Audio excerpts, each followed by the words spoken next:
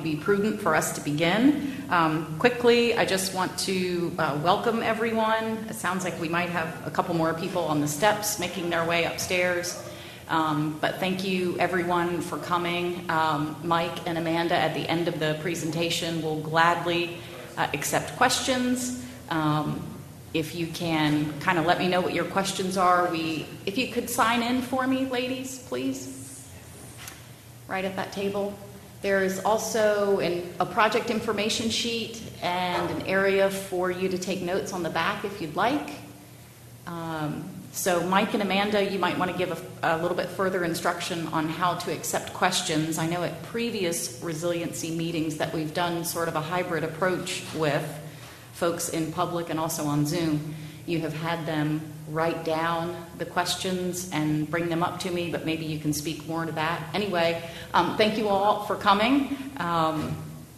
And I will turn it over to our consultants from Moffitt & Nichol, who've been working so diligently on this plan, Mike Robinson and Amanda Zullo. Nice to see you. Well, nice to hear you guys. We don't see you yet. Great. Thank you, Colleen. I appreciate that introduction. Again, this is Mike Robinson. I'm with Moffitt & Nichol. I'm a hazard mitigation and resiliency planner, and had the privilege to work on this project now for about a year, and we are getting toward our final steps in this process. This is our third public meeting. We will be sharing some great content with you tonight, so we're looking forward to doing that. Before we go any further, I will, as Colleen suggested, turn it over to Amanda Zullo for just a moment to provide that instruction on how best to participate in the meeting this evening and to provide questions and comments. So, Amanda? Great. Thank you, Mike. So this is our third and last meeting for the New Bern Resiliency Plan. As Colleen had mentioned, we have provided a meeting information sheet for those who are attending in person. You're welcome to use that to take any notes. And we really want this to be an open discussion. So Mike is going to go through the draft vision statement, the actions, and I believe the pillars, and we'd love for your input. Today is really all about sharing with you and receiving that input. Since we are doing this in a hybrid meeting format, we have people present at City Hall as well as on Facebook and on Zoom. So we ask that everyone please be courteous and mindful of others. Obviously, if you're participating virtually, we ask that you please keep yourself on mute and turn off your video to lessen any distractions. To Colleen's point, we will do our best to kind of navigate all the rooms, so both in person and virtually. And we will be, hearing from you, asking for your opinion. And so we'll work with Colleen in person, and then I'll be monitoring the chat virtually to see what those questions are coming in. And then if your question does not get addressed during the meeting, don't worry. We will be receiving all of those, incorporating them, as we pursue this plan, and so we will make sure to respond in a timely manner. If you're in person, feel free to leave your contact information on the sign-in sheet with Colleen, and that way we can get in touch with you that way. And I do believe New Bern has a under 4-minute time limit for public comment. So after Mike presents, when we get into the open discussion part, please keep that in mind as we move through this. So for tonight's agenda, let's see, Mike will be reviewing the draft New Bern Resiliency Plan. He's going to provide the outline of sections, and this is where the opportunity for public input will occur during this meeting. So we'd love your feedback on the draft vision statement, as well as the draft resiliency pillars and the draft goals. As we mentioned, this is still very much a draft in progress document where we would really love your opinion and insight. So what we are going to do is, when the plan is ready to be published onto the website for a public draft, hopefully you have subscribed to the website and we can communicate with you that way. But we will work with the City of New Bern to create a comment form online that you'll be able to submit comments that way. So without further ado, I'm going to have Mike come back on and discuss the draft outline of sections. Mike? Okay, great. Thank you, Amanda. Again, hopefully everyone can hear me all right. If not, Colleen or Amanda, let me know what I can do different. But I'll go ahead and jump in and kind of explain a little bit about what you're going to be seeing once we get to that point where we do have a complete draft of this plan for public comment. You'll have the opportunity again to review all or some of these sections and provide your input. Of course, there will be front matter that you would probably expect in terms of a table of contents, some helpful information about how to use the plan document. We hope to have some reader-friendly features that will kind of help folks navigate this plan, not just local officials that will be using this, but property owners and local business owners and others who are stakeholders in this process and may have questions or may need information related to this. Again, just kind of as a quick reminder that this resiliency and hazard mitigation plan that we're working on, it really is focused at this point on natural hazards and specifically the flood hazard and a variety of different aspects of flooding, riverine, coastal, heavy rainfall, storm surge inundation from hurricane and tropical storm events, stormwater management, things like that. So that's really sort of the primary focus of this. And a lot of that will be explained and will come across in the executive summary, which will be a section that can be pulled out and will be kind of a standalone section. We'll also have an introduction, again, that will lead the reader into this overall plan document and provide some background information, the authority that this plan is coming from and how it can be used for local resiliency. We will have a section that will document the entire planning process that we have been through over the past 12 plus months. So this is useful for a couple of different reasons. We've made a lot of connections through this planning process as we've developed teams and relationships with the public, with stakeholders, with all the different people that have participated. All of that will be recorded in this section. And also it'll be valuable for other communities, neighboring communities and others in Eastern North Carolina and throughout the county and even at the county level to see what we've done here and to replicate that in their community and do some of these same, go through some of these same activities and accomplish some of the same things that New Bern has done as part of this process. So it's good documentation, but it's not just documentation for the sake of having documentation. It will be a very useful section to see what we have done over the past year and what we can all do moving forward. We'll also have a section on a community profile. This will include, again, a lot of background information and data about the city.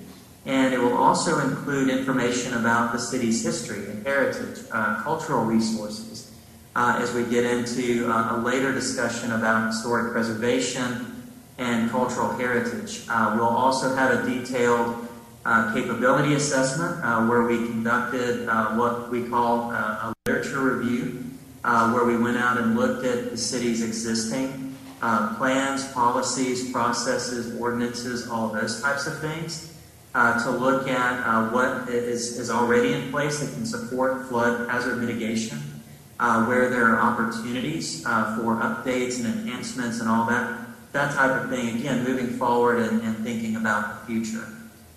So again, we will have a section dedicated to cultural heritage. Again, another term that we tend to use is historic preservation, but we think that this will be broader than that and go beyond that and look at a variety of things that are of value to the community that may not have traditionally been addressed in the past in terms of assets and resources. There is also a detailed vulnerability assessment, again focused on the flood hazard at this point. But this looks at a range of things, and I could really spend all night just talking about this vulnerability assessment, where we look not only at the built environment, not only at the buildings that you have there in the community, but also the infrastructure, the utilities, the people, the social aspect of vulnerability, the economic aspect of vulnerability, and what opportunities are there.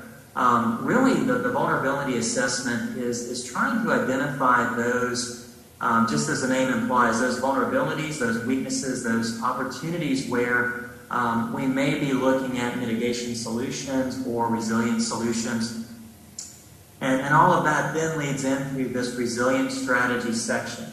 So as we've identified needs, what are some of those projects and activities that we can move forward with, that we can implement, that we can find funding for, that will help move the community forward in terms of resilience. And that leads right into implementation. Once we identify those potential projects, how do we prioritize them? How do we find funding for those activities? Who will be responsible for those things moving forward? Some of these activities will be short-term, some will be long-term, and we'll talk about that a little bit more as we get into the pillars and the goals. And then, of course, we'll have a variety of appendices at the end for more detailed information.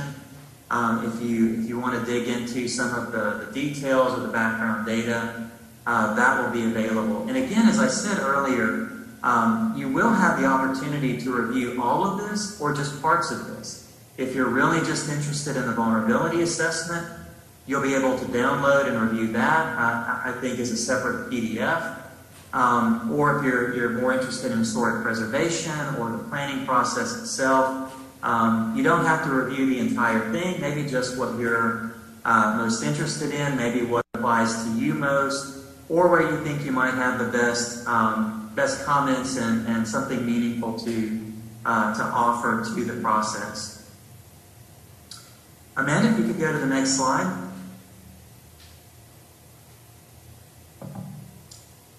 So one thing that we have at the start of this resilience strategy section is an overarching vision statement. What is our overall idea for resiliency moving forward? And again, this is very much a draft. Again, we would appreciate any thoughts or inputs you might have. But the idea that we have here is that by implementing the New Bern Resilience and Hazard Mitigation Plan, so again, it's not just the idea of developing the plan, but developing it and using it, implementing this plan. The City of New Bern, its residents, businesses, and community stakeholders will prepare for, adapt to, and respond to a few and extreme storms, embrace equitable and sustainable development, increase economic security, protect public health, and promote its cultural heritage. And so the idea here is that a strong vision statement can help determine and drive a community's direction. So if we have this to kind of focus on, other community plans can sort of focus on this as well. It gives us something to talk about as we talk to people briefly about what is resiliency and how do we define that in the City of New Bern. We did develop several drafts of this, several different statements. And then we went through a process of identifying the one that everyone sort of gravitated to the most, and then we began to wordsmith that and refine that. And then this was selected from a list of sort of those top three that we kind of ended up with. So I'll leave this here and pause for just a moment so that you can kind of read this and take it in, and then we'll move on to talk about some of the other pieces that now fall under this.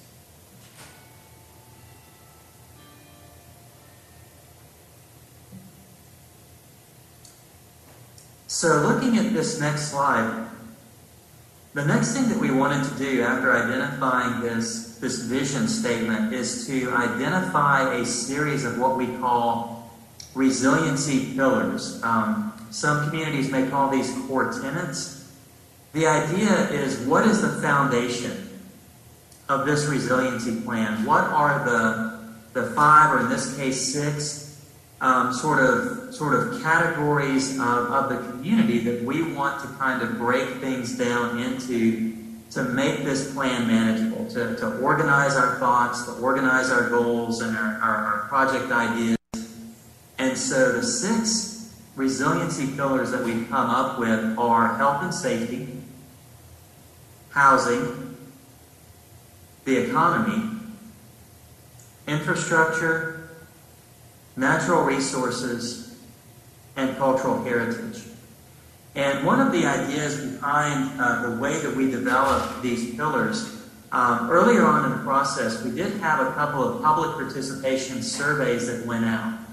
And so as we began to collect the thoughts and the opinions and the concerns of, again, the residents, the business owners, a broad spectrum of stakeholders and participants in this process, we began to hear about those things that were important.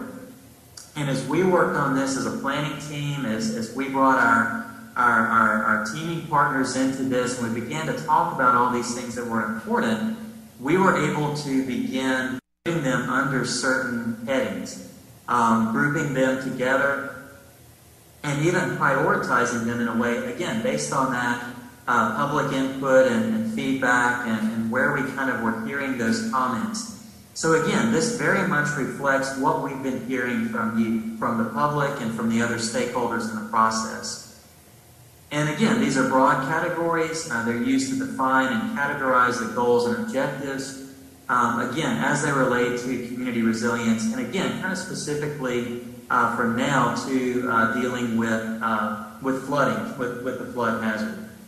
So Amanda, if you can move on to the next. What I'd like to do is give you an example of some of the draft goals that we have been working on under each of these pillars. And again, these have come from a variety of sources as we've been listening to the thoughts and ideas that have been presented. Some of these come from us as a consulting team and those that have worked on the vulnerability assessment, that have been visiting the community to do site visits and look at vulnerable areas. But here under health and safety, for example, you can see a few goals along the line of, for example, provide accessible and affordable basic health services and communication,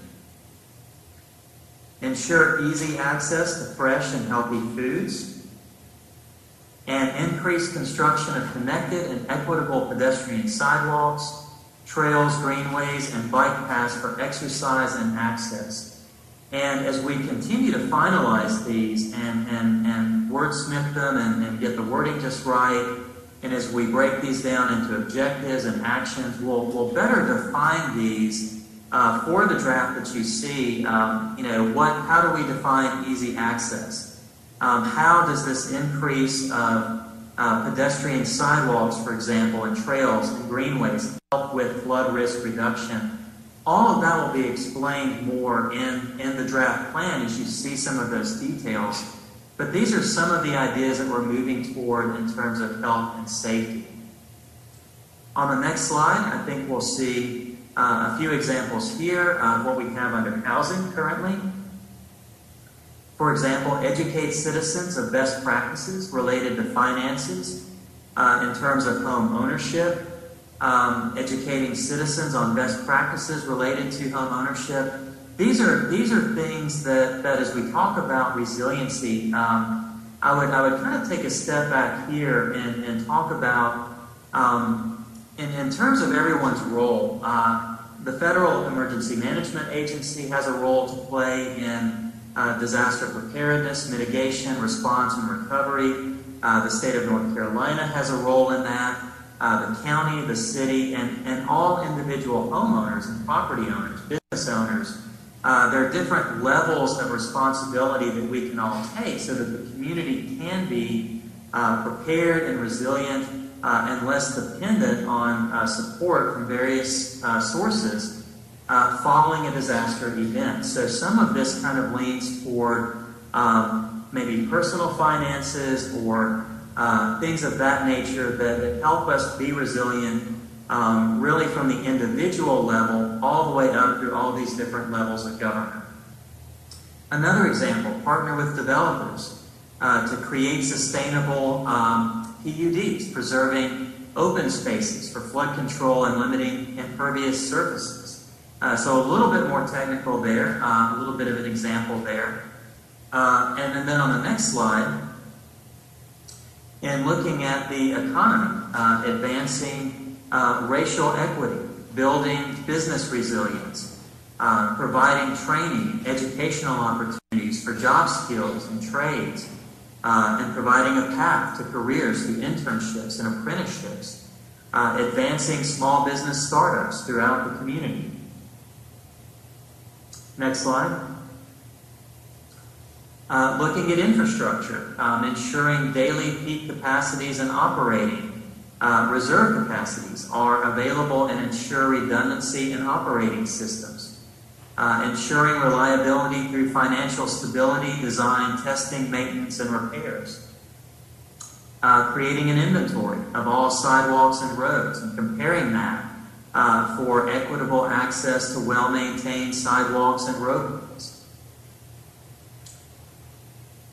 And then for natural resources, looking at designing new developments to protect natural resource areas, converting flood-prone areas into safe, accessible, green, and public spaces, making sure to include women, children, older persons, persons with disabilities. Again, looking at the full range of residents, tourists, visitors, and again, business owners, small and large, designing educational components in natural areas to convey their importance. And again, it's assumed with a lot of these that we are, again, talking about education related to flooding, hurricanes, and how natural areas can minimize the negative impacts of a hurricane, for example. Promoting physical and mental health through improvements in water quality and air quality. Reducing flood risk while improving water quality and enhancing wildlife habitat and recreational opportunities. Very important point there. Next slide. And then some really good stuff here for cultural heritage as well. Implementing a public awareness and engagement program to support proactive action by property owners, stewards, and residents in preparing themselves and their older and historic buildings for future disasters. Lead with infrastructure resilience efforts in flood adaptation and mitigation to protect historic and culturally significant neighborhoods. Ensure that disaster recovery incorporates a Build Back Better approach that prioritizes building rehabilitation over demolition. Again, looking at preserving those assets where we can. Aligning land use and economic development planning to incentivize the adaptation of cultural and natural heritage assets. And do we have one more on cultural heritage? No, that was the last one.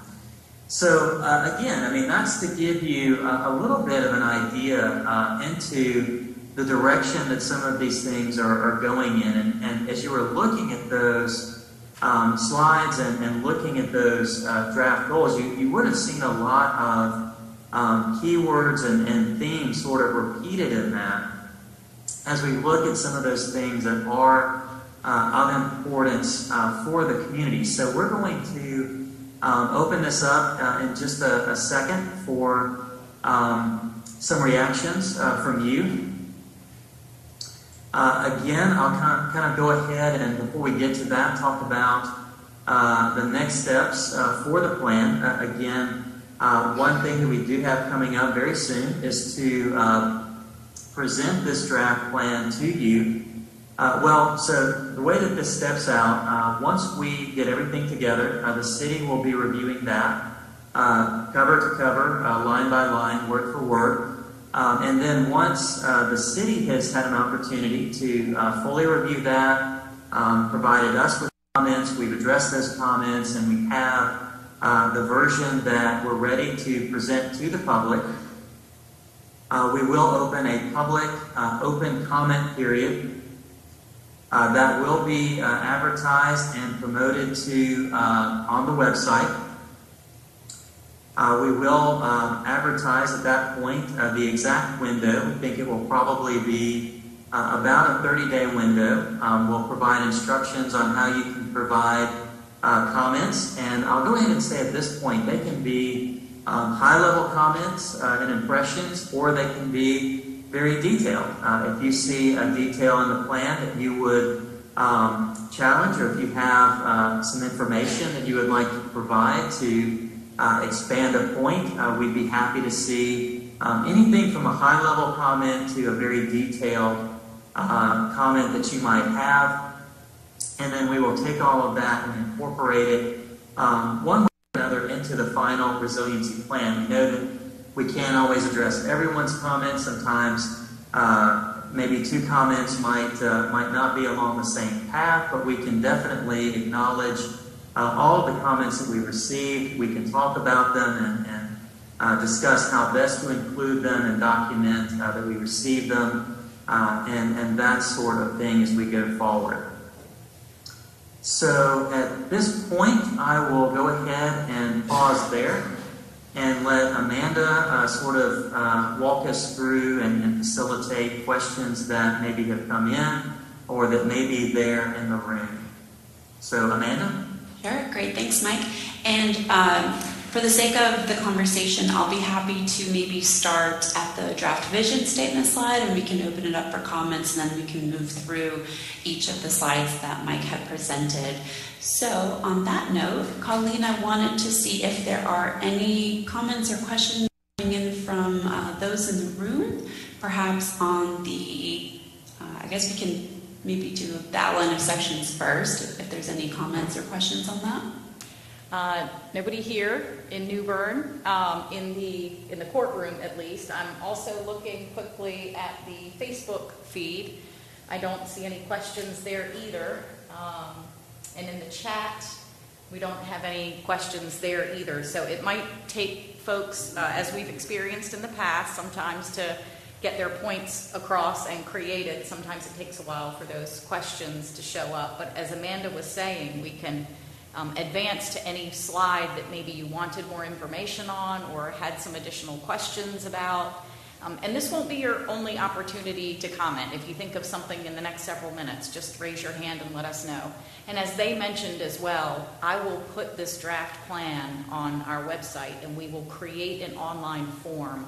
So you will be able to go on there, make a plan, and they will be emailed directly to us. So don't worry that this is your only opportunity. Okay, so in the chat we have a question. Who comprised the team that developed the draft plan with qualifications, please? So we do have lots of new folks who are joining us for the first time. So Mike and Amanda, it'd be great if you could give us some background on yourselves and Moffitt and Nickel. Sure. I'd be happy to. As we entered into this project, Moffitt and Nickel took the lead on the project as what we call the prime. As we proposed on this project, we are a nationwide engineering firm. We do specialize in coastal environments. So in terms of New Bern's geographic location, obviously we're very familiar with coastal environments in general, but also specifically Eastern North Carolina. We've been doing a lot of work in Eastern North Carolina for years. We're doing a lot of work just north of here in Norfolk and down south, all the way down to Savannah, Georgia, and South Florida. So very familiar with the East Coast and a lot of the flooding issues and challenges that we have associated with that. But we knew going into this as well that we wanted to put together the best possible team that we could. So we did partner with a group out of UNC Asheville, NEMAC Fernleaf. The full name there for the side that really has done this analysis is Fernleaf Interactive Incorporated. Again, they're out of Asheville, North Carolina, but they have been very hands-on in working on specifically the vulnerability assessment They have a great tool there called Adapt that looks at all of the different elements of this plan that the city wanted assessed or analyzed as we looked at the flood hazards. Because we talked about all those different types of assets, residential, commercial, industrial, critical facilities, historic, the demographics, the population information, the economic information. They have a tool and resources specific to really all of what the city was looking for and asking for as part of this project. We also brought on a group called the Craig Group, led by Lisa Craig. She focuses on hazard mitigation specifically as it relates to historic preservation and has done work all over the country, a variety of communities that she has presented on and brought that information to bear on this project. I myself am a hazard mitigation planner. I've been doing that for 20 years, basically my whole career. We also have experts in coastal and riverine flooding and flood analysis, modeling. Amanda, for example, on our call here today, specializes in community outreach, public involvement, and stakeholder engagement. We have folks that are as we kind of break things down, we have economic specialists. We have, as we look at the community profile, we have GIS specialists who are familiar at looking at all of that sort of demographic data. But I will mention as well, and Colleen kind of focused a little bit on us. I really want to point as well toward the local planning team that we've been working with as well. And at the beginning of this project, really the first thing that we did was we worked with the city to establish a local planning team consisting of about a dozen members. I won't go through the whole roster right now, but all of the city departments are represented there on that core planning team, and also as various stakeholders as we look at all the different aspects of the community. And so I don't want to create the impression that we as the consulting team have done all the work, because we have been working very closely with the city, with Colleen, for example, on these public meetings and the public information that's gone out. So it really has been a team effort where we have supported the city, and of course all of their expertise in the various positions that they hold is reflected in this plan as well. So I'll go ahead and stop there. Hopefully that answers the question. If not, I can always circle back to it again later. We have a follow-up in the chat on Zoom. It is recognizing that this is a high-level presentation. I'd like to know how actionable this final plan will be for the average homeowner, renter, and business person. Right, that's a great point. We do want, it's a great word to use as well, actionable, that throughout this process, we have not wanted this to be an exercise where we develop a plan document that sits on a shelf. As we look at these actions that are being developed, we have a format, a two-page sort of worksheet format where we are describing these actions, projects, activities, and they provide a lot of, I guess, again, what you would call actionable information. Who will be the lead agency or department responsible? Who will that primary point of contact or champion for that activity? Who will that person be? How much do we think that this activity will cost? Whether it be a city cost, county, state, an individual cost potentially. What funding sources are available? Are there grants available? Where can citizens go for more information? Whether it be on obtaining funding for a project or just information on how to do something. How to retrofit your home, whether it be wet flood proofing, dry flood proofing, elevation, different things like that. And so as we go through that sort of worksheet format, we answer all these questions that really really define these activities and help to explain how these will be implemented. We are going to go through a process to help prioritize these actions, identify which of these will be done in the short term, the midterm, the long term. All of those types of things we'll look at. Again, resources. You mentioned homeowners and renters, but we can also provide ideas in terms of the time frame and sort of internal deadlines or goals for accomplishing some of this, and progress reports, whether they be quarterly or annual, to kind of see, are we on track with this? Which of these goals are really moving forward? Which of these projects are gaining traction? Where are we seeing the most success as we experience future flood events? What are we seeing that where we're seeing these projects are effective or not effective? Maybe we need to refine our thinking over time.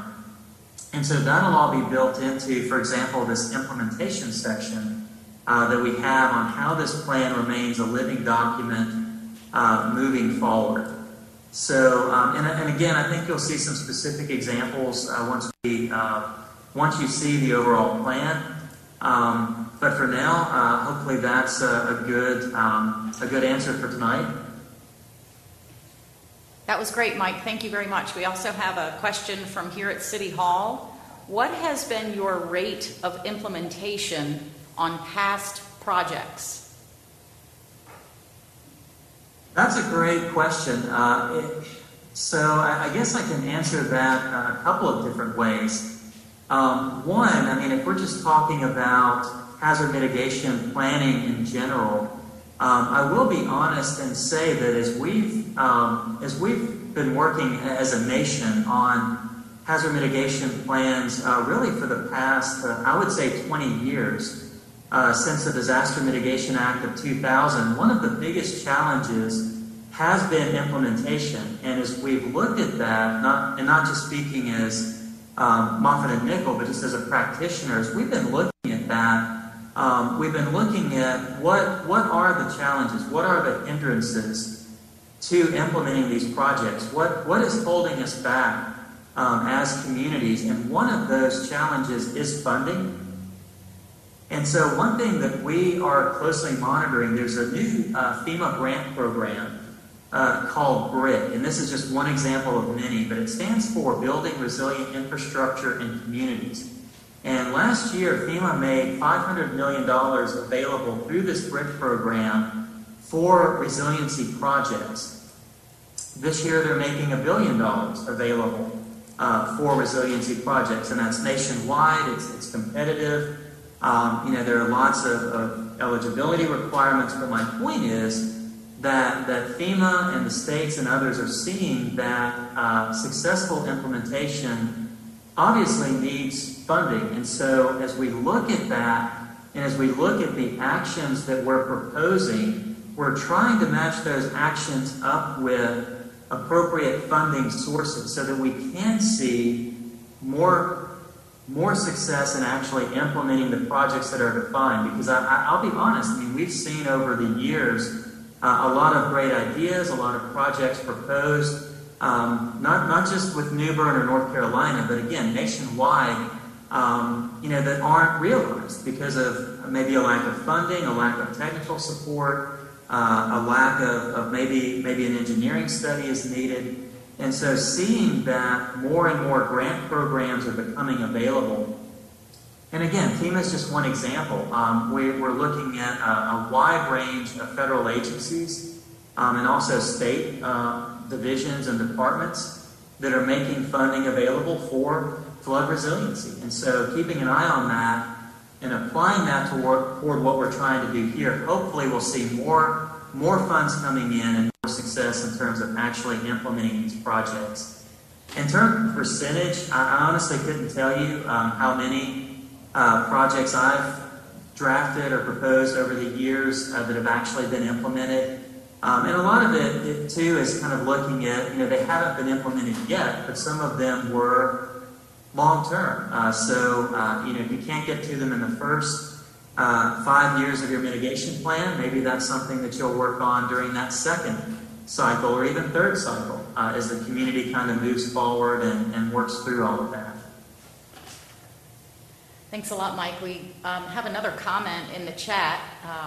They have thanked us for your replies to all of the questions, so thank you for doing that for us.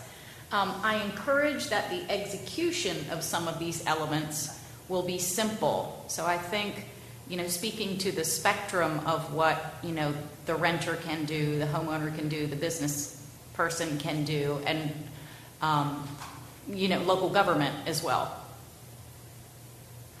Point well taken, well taken. And I think you will see that there will be a variety there. Some of these will be, we haven't gotten into some of these specifics tonight, but as we look at engineered solutions, some of those will be, kind of your more traditional engineering projects, but some will be nature-based solutions. Some of it will be based on existing technology and practices. Some of it may be more creative, more forward-thinking.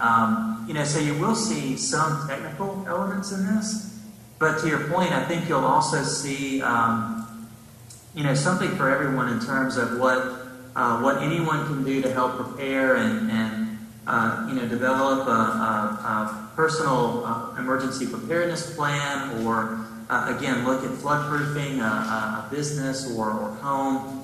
Or other asset that you may be responsible for. So some of them will be very technical. Hopefully not too much of it, and that there will be something there for everyone to pick up and use as they move forward with this. Great point.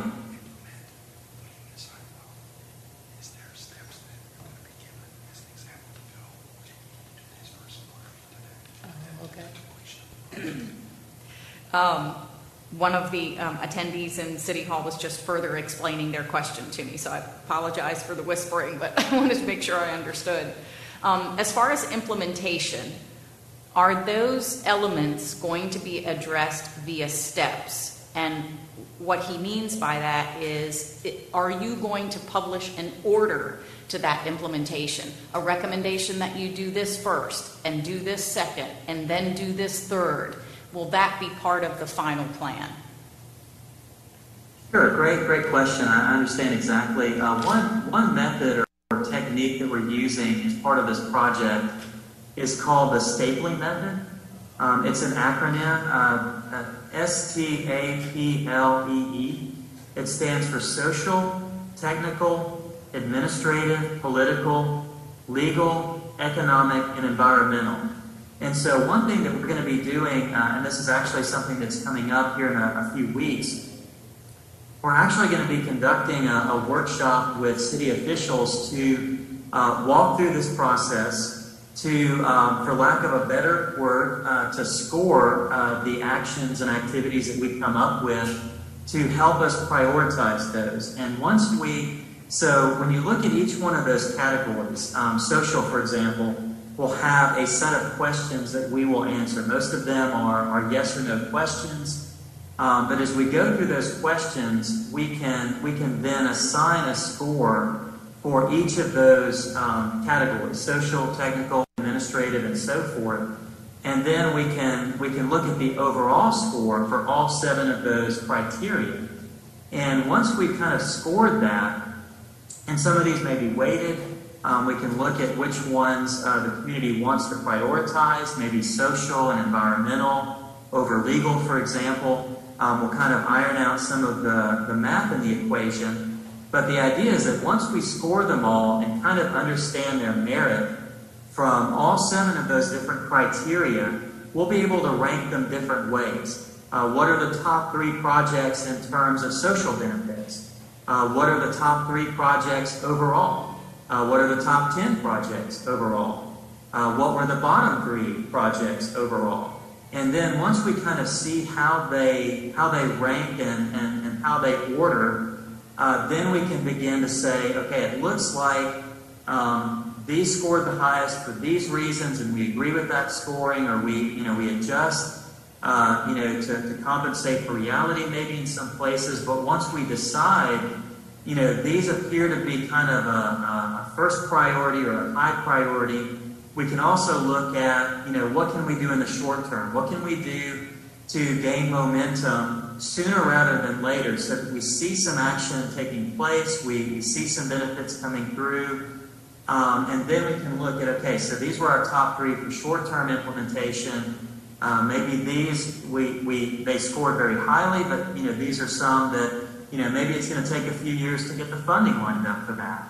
Or maybe it's going to take a few years to do some feasibility assessments or some additional studies.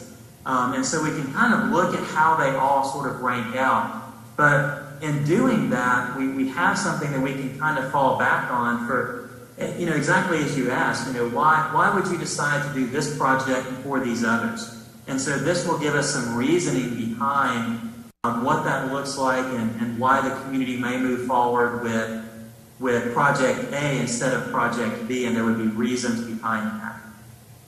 Does that make sense? Yes. He is nodding yes. Okay, another question from the chat on Zoom. What is the term of your contract with the city from beginning to projected end?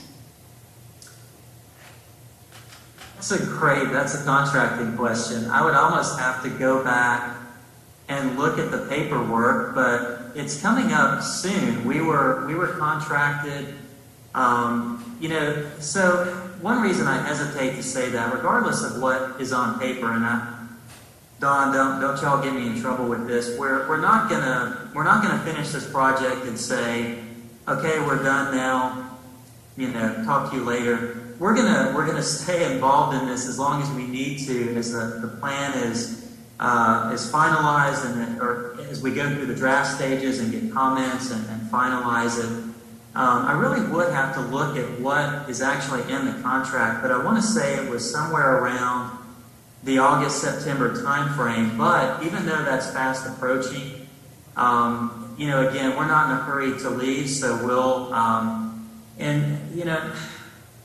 don't know how much I should say about the contracting side of it, but, it's a set kind of deal in terms of the cost. So there's not any additional cost for that, but we're committed to the project, but it is coming to an end fairly soon in terms of this particular contract, sometime in the next 2 or 3 months probably. Does that answer the question? I haven't gotten a response, but in the chat, but we'll see if that satisfies the question.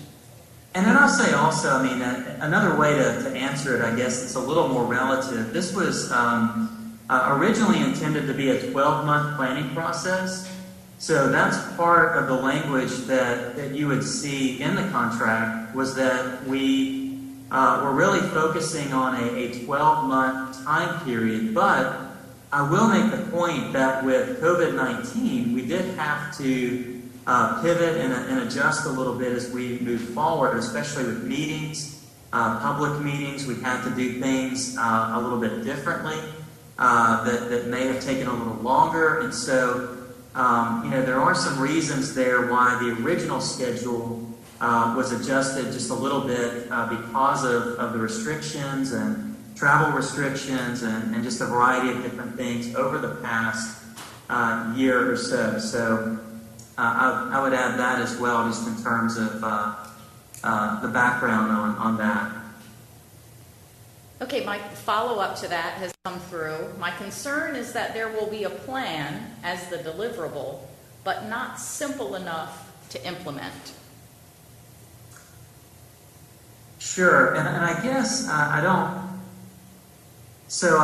want to speak for the city too much here, and perhaps if Jeff is there or others there with the city, they can comment as well. But I would say, I think in response to that the city is forward-looking, and they do have plans for additional, I guess since you used the word contract, I think in the original question, additional contracts moving forward for implementation and other activities moving forward. So I do know that the city does have a plan moving forward that, once this plan is done, and this part of it is over. And in my mind, based on my understanding, this is certainly not the end of it. This is really just the beginning of it. We've talked about additional grants I know that the city has already looked into and pursued for funding for implementation of projects and things of that nature. Some of it is maybe still tentative or sort of in the process of being reviewed. But, the way that I see it, this is very much not the end, but really just the beginning and the first step. And just to follow up on what Mike said, is that the city has received a $300,000 grant from NCORE. That's the state's Office of Recovery and Resiliency. It's a 3-year grant where we hired another consultant through a competitive bidding process to assist us with implementation of any of the policies in the in the resiliency plan itself. So as the plan is created and projects come out of that, we have funding available via a grant from the state to assist us with preliminary engineering, prioritization, anything related to resiliency. So there is always been an emphasis on implementation from day one of this plan. We do not have any desire for this plan to be static and to sit on the shelf, but to be active and changing and evolving with the resiliency needs of the city itself. So, thank you. Thanks a lot, Jeff. We actually have had another question come in. A major emphasis in all brick ERIC funding, in parentheses it says 40% of the $1 billion, supports equity. How does the plan take advantage of these new funds? So I'll say it again. A major emphasis in all brick funding supports equity. How does the plan take advantage of these new funds? Right, so that's a great question. One thing that we're looking at, if you're familiar with the brick cycle and the process that FEMA has set forth for that, they've recently announced the projects that were selected for funding or were selected for further consideration for funding. So one thing that we're in the process of doing now is looking at the last cycle and looking at what projects were submitted, which ones were deemed ineligible, which ones were lacking appropriate information, but very importantly, which ones were selected by FEMA that aligned with their priorities, that aligned with the state's priorities, that were competitive enough to win out against other communities. And so through that process, here over the next few weeks, we hope to get a better idea of kind of what you're getting at there. How can we craft? Again, we have these goals, we have these ideas, but how can we craft the wording of those a little bit better, or include more dimensions to that? What is it that FEMA is looking at in their selection process that would help New Bern's projects be more competitive in the future to secure some of that funding? And so that's something that we're looking into now.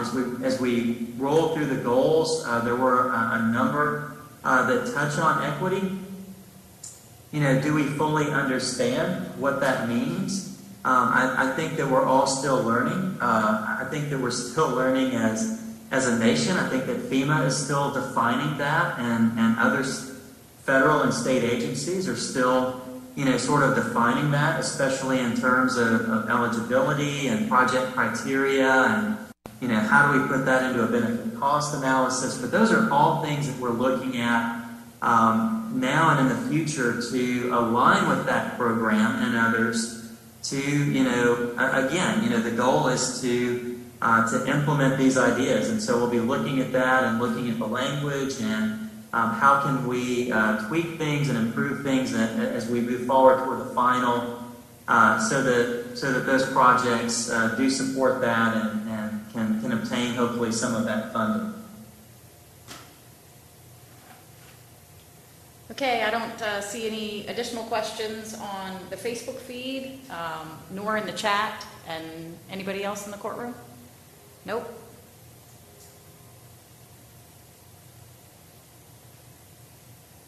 So I think that's it for questions on this end.